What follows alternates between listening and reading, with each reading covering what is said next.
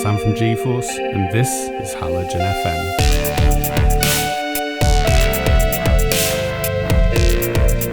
It's a unique take on FM synthesis, built around a powerful generative system that is designed to give you immediate access to the rich, expressive world of FM without requiring deep synth programming knowledge. Halogen invites you to explore sound through play, responding to instinct rather than instruction. It can create evolving textures, organic tones, and unexpected surprises. The 5 macros related to timbre, envelope generators, modulation, and effects allow you to make immediate and intuitive changes to your sound. When you want to go deeper, each operator's full set of parameters is fully accessible, giving you complete control without ever getting in the way of your flow. At the centre of Halogen FM we have our visualizer, which gives immediate visual feedback of what each operator is up to at any given time. Green represents operator 1, while pink represents operator 2.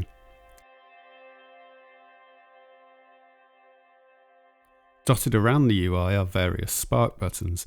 These allow you to generate everything from an entire patch to a specific subsection of a patch, allowing you to quickly and easily explore generated sounds.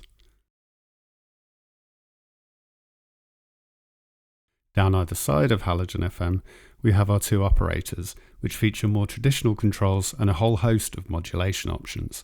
These 2 operators are independent signal paths, although operator 2 is able to cross-mod operator 1. Along the bottom, we have a control for the mix of the 2 operators and a mono-poly switch, as well as our 5 macros. We also have a macro freeze control, which allows you to freeze the position of the knobs when exploring newly generated sounds. Clicking on the plus icon shows some additional controls. Here we have an LFO and an incredibly flexible reverb. We also have controls for glide, pitch envelope, and global tuning. In the header, we have our usual browser controls, a global spark button, undo, redo, and the master output volume, as well as the settings. When you first open up Halogen FM, you'll be greeted with this preset, Dub Station Hero.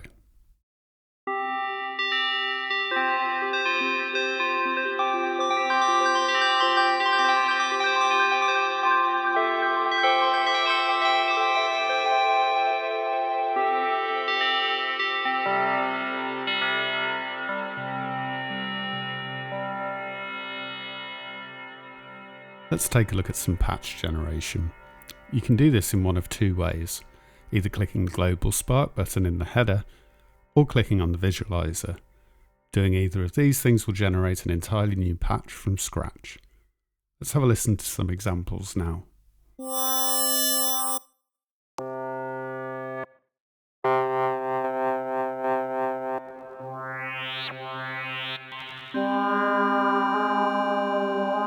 Each time you generate a patch, it's also given a name, allowing you to quickly save sounds that you want to come back to later.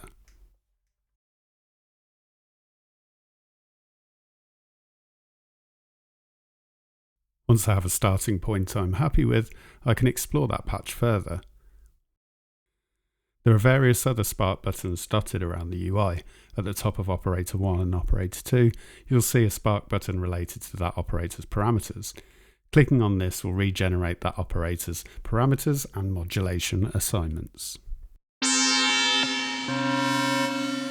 At the bottom of Halogen FM we have a further 5 spark buttons. These are related to the macros above and generate specific sections of Halogen FM's sound. The timbre spark button generates parameters related to the timbre of both operators.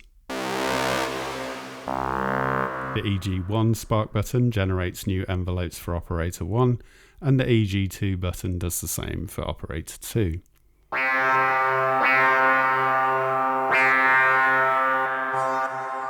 The mod spark button generates a specific set of parameters. It regenerates the LFO, the LFO's destinations, envelope repeats, and the pitch envelope. The effects spark button generates new reverb parameters.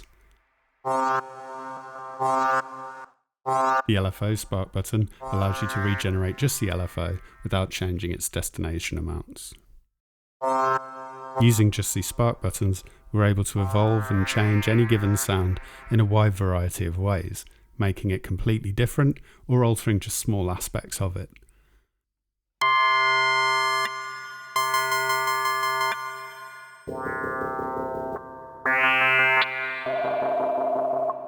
We can, of course, explore sounds without generating new content. This is where the macros come in.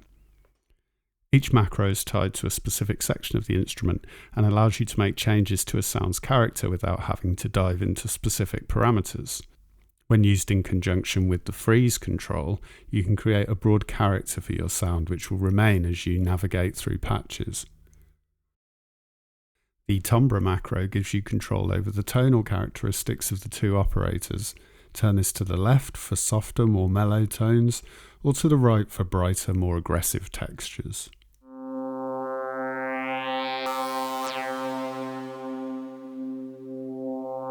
The EG macros control the overall length of the envelopes. Turn towards the right for smooth, evolving pads, or towards the left for tighter, plucked or percussive sounds.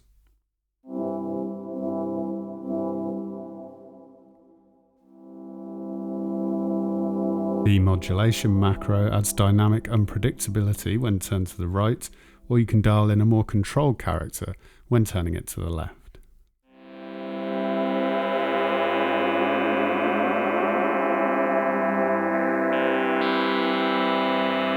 The effects macro relates to the reverb. Turning it to the left will make it shorter and lower down in the mix, while turning it to the right will create an expansive wash of sound.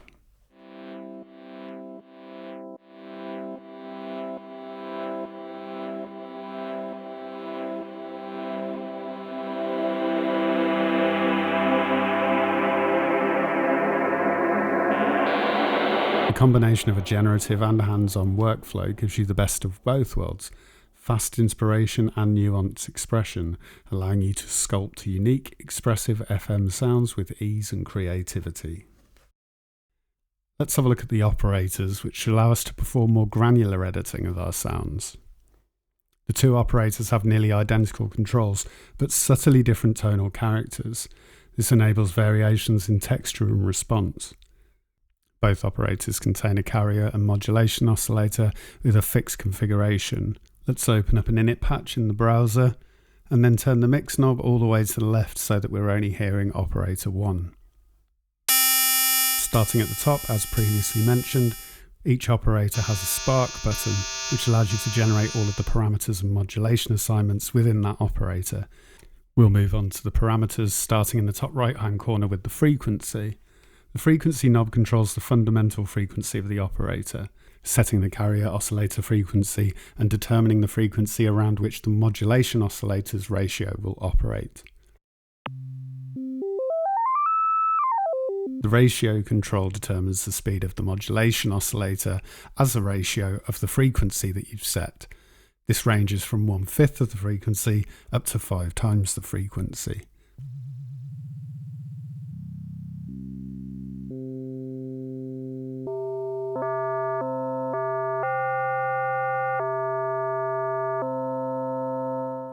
The ring knob controls the amount of frequency detuning inside an operator. At low amounts, less than 12 o'clock, the knob introduces subtle detune between modulator and carrier, which creates slow movement.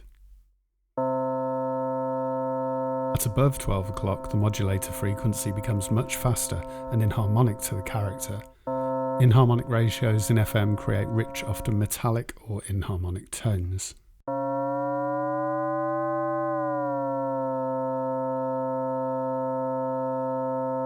Above the ring knob, there's a fixed ring button.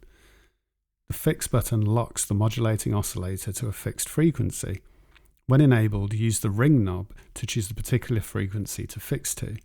Instead of following the pitch of the notes you play, the modulator runs at a constant frequency, adding stable inharmonic textures when modulating the carrier oscillator.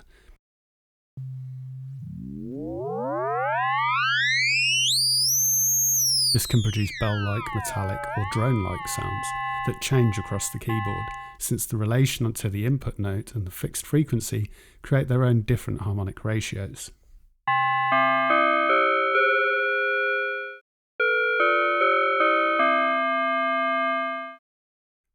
Moving on to the second row, on the right hand side we have the timbre knob. The timbre knob sets the amplitude of the modulation oscillator, thereby determining the modulation index.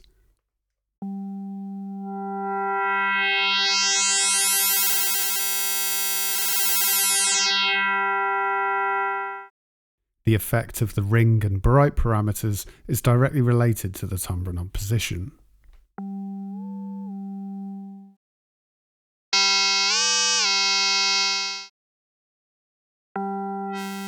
Above the timbre knob, we've got the limit button.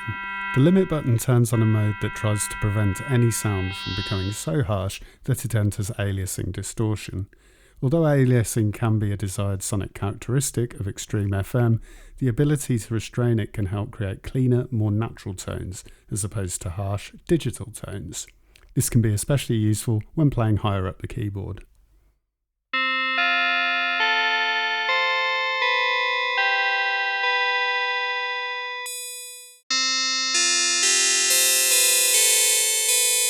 In the middle we have the distort knob, which applies distortion to the sound. This can get particularly unruly as it approaches its maximum amount, adding noise and grit to your patch.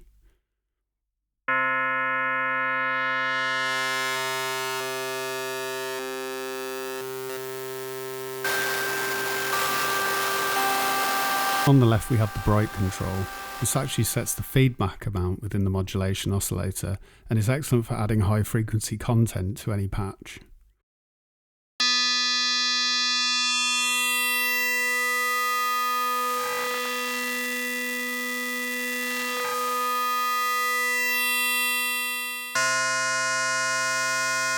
In the third row we have controls for operator pan and output volume.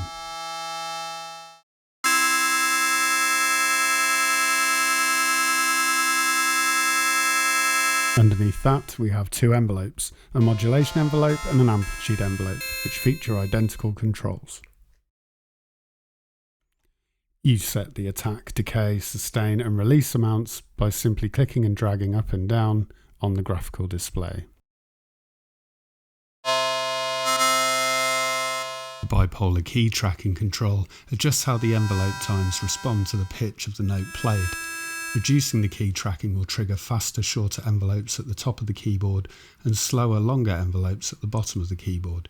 Increasing the key tracking will trigger faster, shorter envelopes at the bottom of the keyboard and slower, longer envelopes at the top of the keyboard.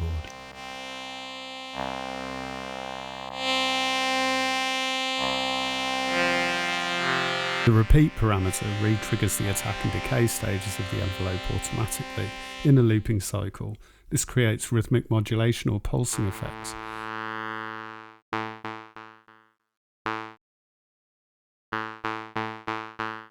The higher the value, the higher the number of repeats.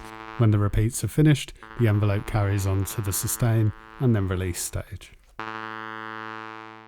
When set to 0, repeats are off and the envelope plays once per key press as normal.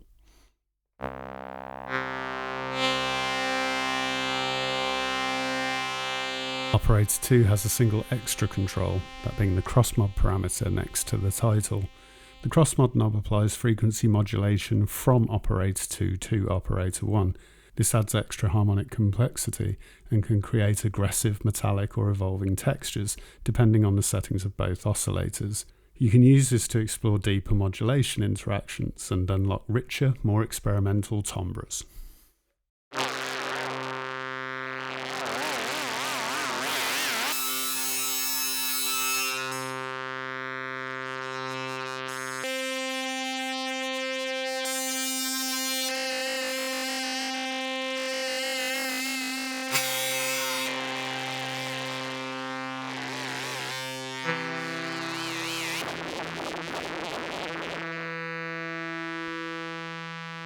Let's take a look at our modulation options. Various parameters in Halogen FM have small modulation knobs associated with them. Here you can quickly and easily assign a range of keyboard-related modulation. Starting at the top of the operator, let's have a look at frequency. Any knob that has a small orange arrow in it shows that the LFO is routed to this parameter. As we increase the value of this knob, the amount of LFO to frequency will also increase. Above the LFO knob we have an aftertouch amount. This allows aftertouch to determine the amount of LFO modulation applied to the frequency parameter.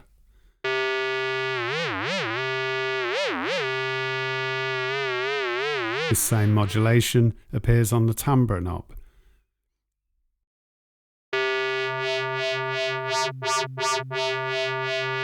And also between pan and volume, where it's accompanied by a switch to decide in which direction the modulation is applied. If the arrow is pointing left, the modulation is applied to the pan, and if the arrow is pointing right, the modulation is applied to the operator volume. You simply switch the direction by clicking on the arrow button.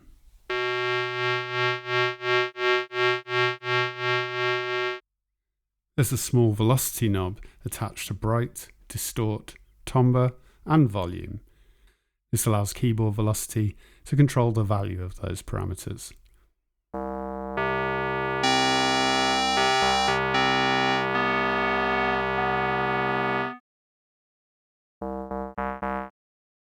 There's a small mod knob attached to the bright and timbre parameters. These are destinations for the mod envelope.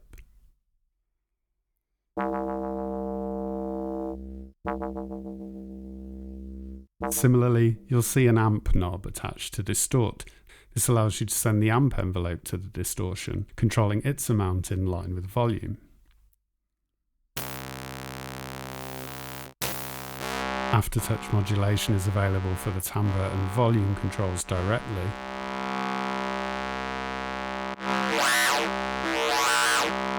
There's also a single bipolar key scaling modulator, which is assigned to timbre. This allows you to control the timbre amount using your keyboard. Turning it to the left will mean that the higher up the keyboard you go, the lower the timbre is. Turning it to the right will mean the higher up the keyboard you go, the higher the timbre is.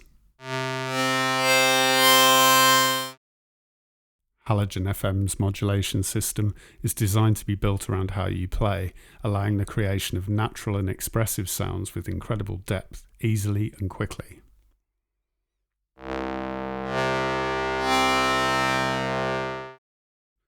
Clicking on the plus icon shrinks the visualizer and shows a host of additional controls.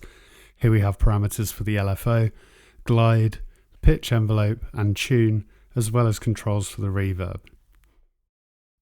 Starting with the LFO, we first have a control for the rate. This sets the speed of the LFO. If LFO sync is enabled using the LFO sync switch in the center of the LFO section, the rate will change to showing synced values, allowing you to pick the exact one you need to sync with your master clock. Next we have the wave selection. There are a couple of waveforms available. First we have sine, triangle, a ramp, a sawtooth, and a square.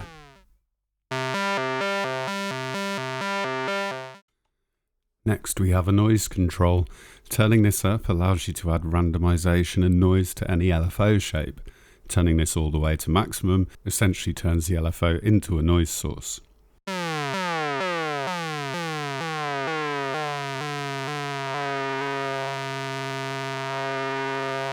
In the center section we have the aforementioned sync switch, a spark button to generate new settings for the LFO, and a tempo control for the synced LFO if required.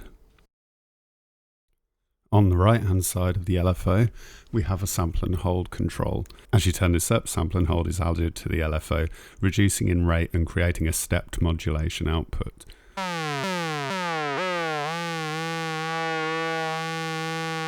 Next we have the smooth knob. This adds smoothing to the LFO output post sample and hold and noise.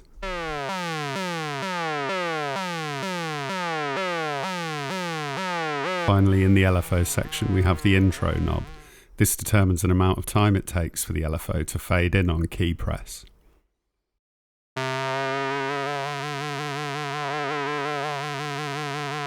Moving on to the keyboard controls, first on the left we have glide. Turning this up increases the time it takes from a note to glide from one pitch to another.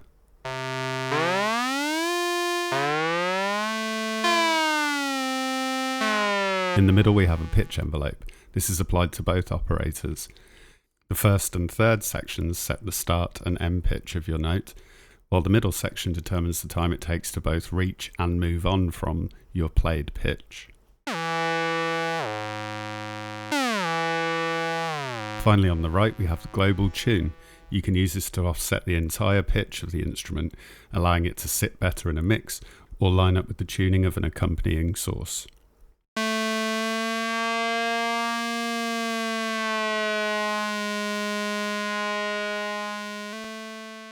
Let's take a look at Halogen FM's Reverb. We have controls for size, density, filter, modulation, depth and rate, and a mix knob. This is a versatile effect, and using a combination of size, density and modulation, you can create a wide range of tones to complement your sound.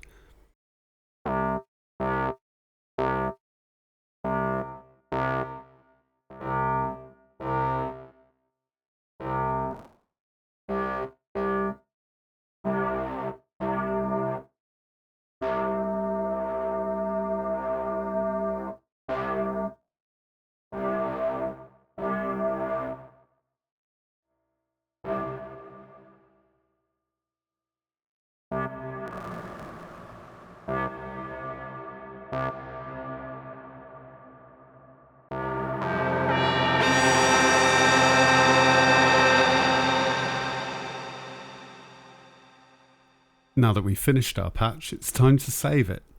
The best way to do this is by clicking the save icon on the header bar. Here you can see the patch save dialog box. I can select a collection. I'll choose user. I can select a category. I'll choose keys. And now I can select some types and timbres. My sound is poly. It's got a long release and a touch of glide. It's quite bright and quite hollow. First I'll add a patch name, then an author, and then there's a space for notes if I feel the patch needs any. I can also add tags at this time, either for collections, categories, types or timbres. I simply type the new tag in the box at the bottom, and then press the plus icon to add it. With that done, I click save in the bottom right hand corner.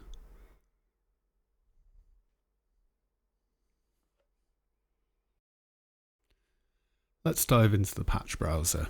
You can access it by either clicking the patch browser icon on the left hand side of the header bar or by clicking your patch name. You can quick browse patches by clicking the arrows to the right hand side of your patch name. In the patch browser window, we can begin to hone in on the kind of sound that we want. First of all, we can pick a collection. I'll choose the factory presets, Halogen FM. We can pick a category. I'm going to go with keys. And then we can pick types and timbre tags. We can select multiple types and timbres by command or control and clicking. Types and timbres have or and sorting. When set to OR and selecting multiples, I'll see patches that match either of the tags I've selected. When switched to AND, I'll see patches that match all of the tags I've selected. Here you can see crossmod and evolving nets us 3 patches to play with. Crossmod or evolving gives us a much wider range. I can audition patches by checking the box at the bottom of the window and then simply clicking on the patch. There's also a random button which allows me to load a patch at random. I can search for patches by using the search bar at the top. Here I can choose whether to search by name, author or notes. Favoriting patches I've found is easy. I simply click on the heart to the right hand side of the title and it's added to my favourites. I'm also able to sort the entire list of patches by favourites, as well as alphabetically from A to Z, reverse alphabetically, or by alpha patches first, which is the default. In the bottom right hand corner, we have a prog change button. With this, I'm able to drag patches into the program change list, which is perfect for performances.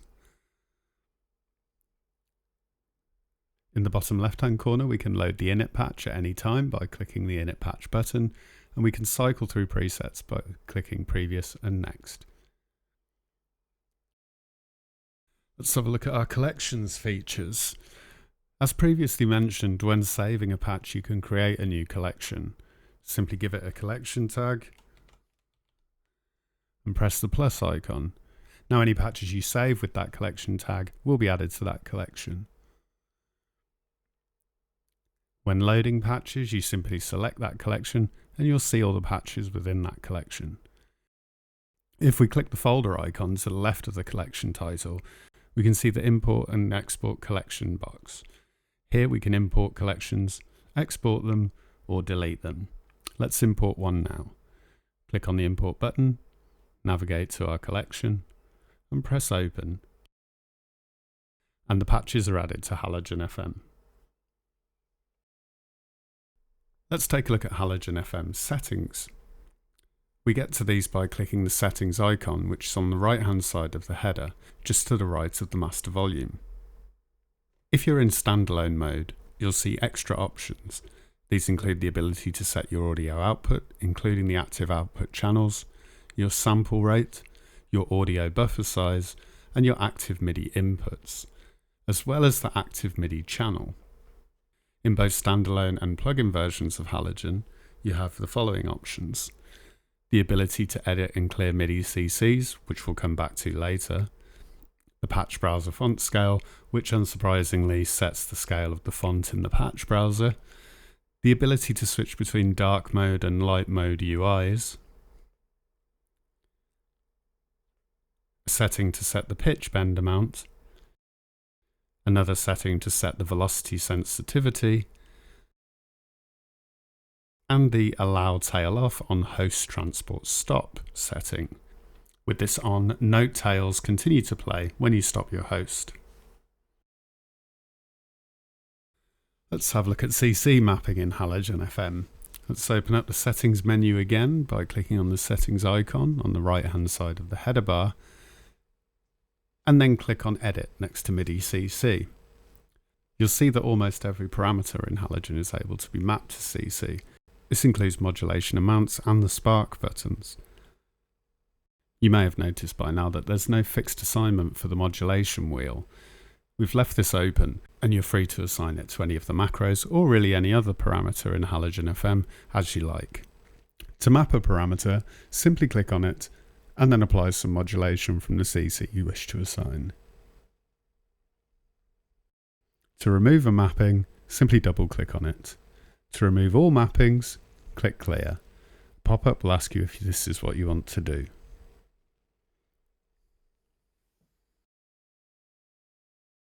Let's take a look at Halogen's undo and redo functionality. The undo and redo buttons are located in the header just to the left of the main output volume. As well as being able to undo and redo any parameter changes, you can also undo and redo generative actions. This allows you to A/B pre and post generative decisions. This makes undo and redo a powerful tool when exploring your patches.